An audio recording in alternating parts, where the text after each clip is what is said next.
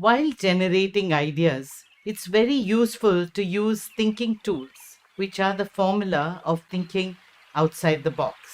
Today, if Putin had to be given the problem of whether to start a war or not, if he had a person who could look at him and ask him to use the ADI, then I'm sure he may not have declared war. ADI is dividing a page into three parts. The first part says areas of agreement, areas of disagreement, and areas of irrelevance. Areas of agreement, disagreement, and irrelevance. Now, if you were to look at the areas of agreement, Putin and Ukraine would find so many reasons and ways in which they agree with each other. And they would find that the only reason they disagree are one or two areas. And the areas of irrelevance would be so many. The ADI, when applied by a person who's not involved in the whole situation, a dispassionate person, would help both parties to realize that most of the areas of agreement are between the two of them, and there are very few areas that they disagree with. Also, if they were to look at the consequences of their actions, the results of what was going to happen in the different time periods, the first 1 month, 3 months, 6 months, 1 year, 5 years, 25 years, they would realize that it's ridiculous to fight any war. In the first 1 month, all the millions of mothers with children in their arms, with nothing except their children in their arms, coming into Poland, coming into Germany, with not even a comb so that they can run away from the horrors of the war behind them. The next 3 months, as they struggle day to day for the food they eat and the clothes they wear, which are becoming ragged as the days go by. And the 6 months when they're without hope, even after 6 months with no job, with absolutely no incomes. And then the next 1 year when whole economies have been dismembered by the war. And then 40 years later with children who have been destroyed by the nuclear weapons which are used, by the chemical weapons, not bothering about the skeletons which have now turned into dust. And all this you can see if you were to look at the consequences of the war. And I'm sure if the leaders saw the consequences of this war for the next 50 years, they would definitely not start something that they cannot control beyond the first word, which is yes. All wars start with only one word, and that is yes. ADI, areas of agreement, disagreement, irrelevance. Apply it to all the conflicts in your life. Get a dispassionate person to enable you to look at it. Create a map. Use post-it slips. Get all the stakeholders to write their ideas. Put it up on these maps and study what exactly is the map that you are going to embark on. What is the journey, the path that is going to lead you over 50 years of death and destruction. And so I bring you to the next very useful tool, which is called tent thinking versus marble palace thinking. A tent and a marble palace are very similar. They both give you shelter. They protect you from the elements, and you are able to be there and be safe. But there the similarity ends. They're so different because a tent is inexpensive, it is temporary, it is flexible, you can move from one place to the other, and you don't have to worry that much about the overheads. A marble palace is all about overheads. It's expensive, it's permanent, you cannot shift the location, it's not flexible in terms of rooms, everything is fixed. What is fixed and permanent and what is temporary. This is the difference between a marble palace and a tent. And so I want you to look at your problem and look at the solution in terms of a tent. versus a marble palace, because a tent is a thoroughly modern concept, a concept which suits the digital world to a T.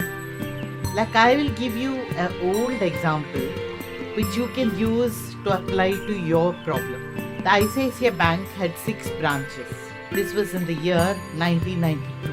And today they have over 4,570 branches, because they have grown at a pace which has made them the second largest bank in India. And how did this happen?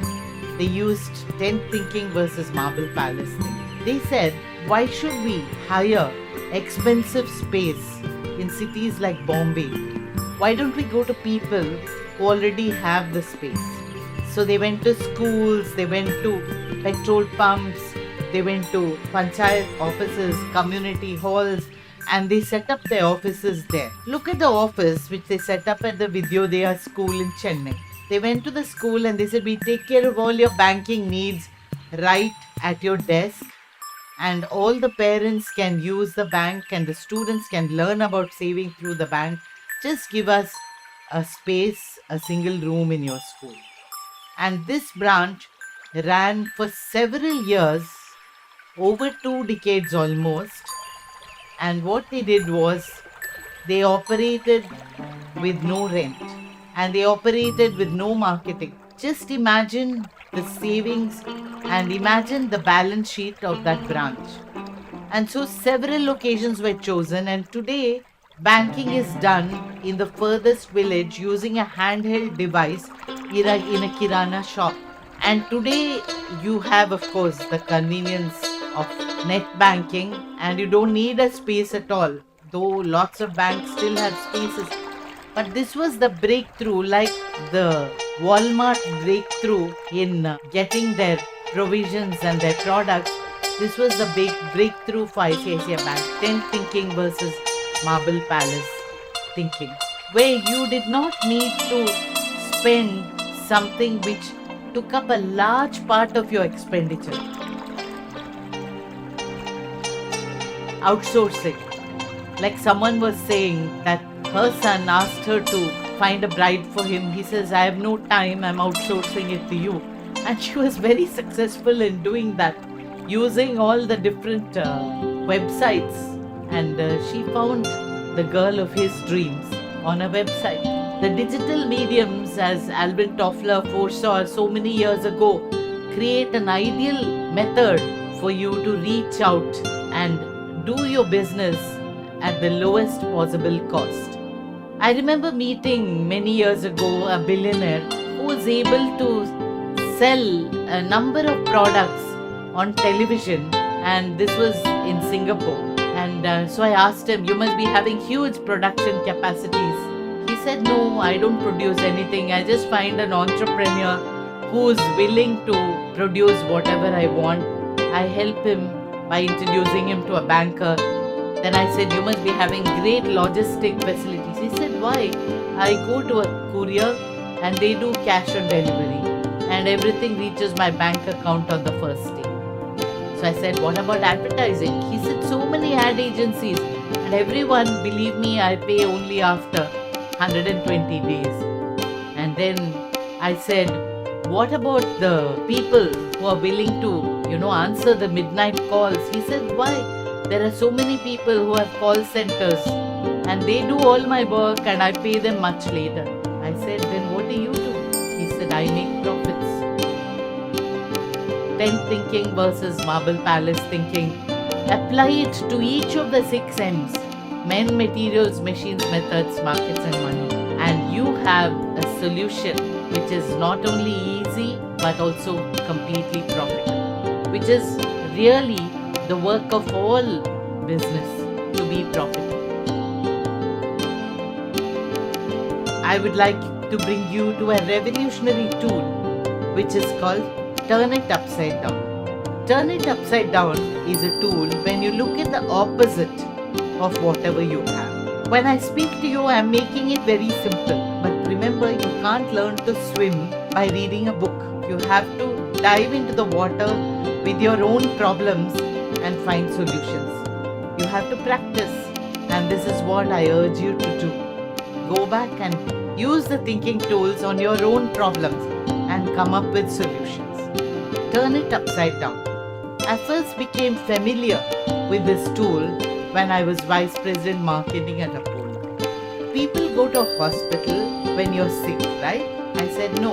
People should go to a hospital when they're well, to remain well. We take cars to the mechanic shop when the car is fine and it just needs to be tinkered with. Just when the car needs someone to look at it and oil it a bit, turn the screws a little bit, do preventive maintenance. You can do condition monitoring in a factory long before there is a breakdown. And so, why can't you do condition monitoring on human beings? Turn it upside down. Come to a hospital when you're well, to be looked after, to be told how much to eat, what to eat, how to exercise, how to use your mind so that it remains absolutely fighting fit, how to ensure that this body, the only body you're ever going to be given in this life at least, this body is kept fighting fit as long as you own that body. And so that was the core solution which helped Apollo to become a household name. In marketing terms, it was a dream because people came to the hospital when they didn't need to come to the hospital. You know, when you look at the number of people who are sick, there are very few people.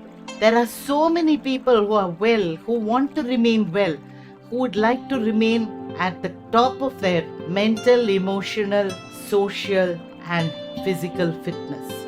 Because health is not merely the absence of disease, but it is being zestfully, completely, totally full of energy and life, and everything being created and looked after in such a way, pampered, if you will, so that you get the maximum out of life. See, because what is the use of preserving people into a grand old age when they cannot have a quality life?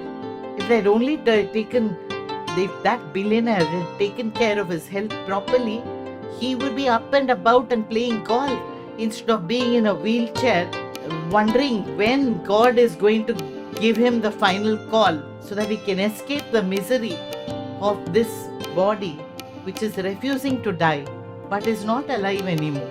And so turn it upside down. I worked with a holiday timeshare company, the most successful one, Sterling Resorts, where they looked at how exactly they could sell their timeshares. Salesmen can sell your timeshares at a very high cost. But how about getting people who love their holidays to sell it to other people who they think would enjoy a holiday? You go to a timeshare resort and then you have pictures of yourself really having a lovely time, and you get those pictures, postcards, and they're given to you by a salesman just as you're leaving, and you fill up that postcard saying, I'm having a lovely time, I wish you would also enjoy these holidays.